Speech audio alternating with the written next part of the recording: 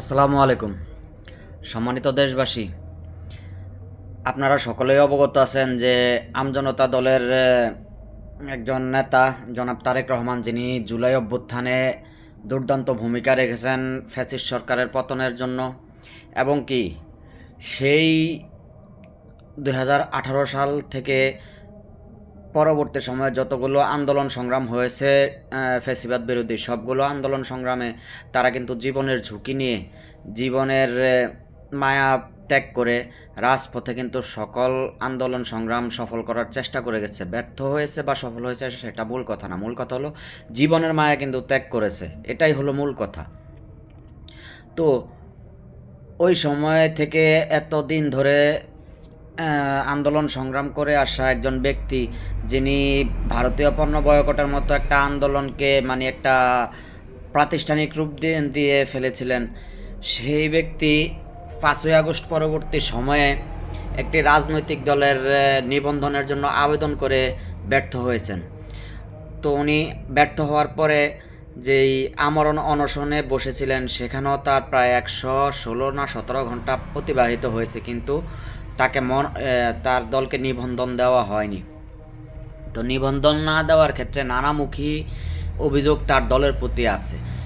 তো তার দলের প্রতি যেমন অভিযোগ আছে, এরকম দল শত শত আছে যাদের কোনো কার্যালয় নেই, স্বামী সভাপতি, স্ত্রী সেক্রেটারি, এমন দলকেও নিবন্ধন দেওয়া হয়েছে।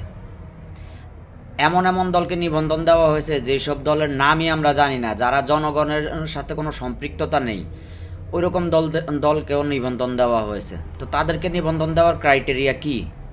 তাদেরকে কোন ক্ষমতা বলে নিবন্ধন দেওয়া হয়েছে?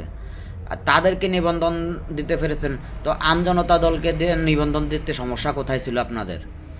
তো সর্বোপরি এই যে দীর্ঘ সময় তারেক রহমান নিবন্ধনের জন্য একা সংগ্রাম চালিয়ে গেছেন, একা লড়াই চালিয়ে গেছেন।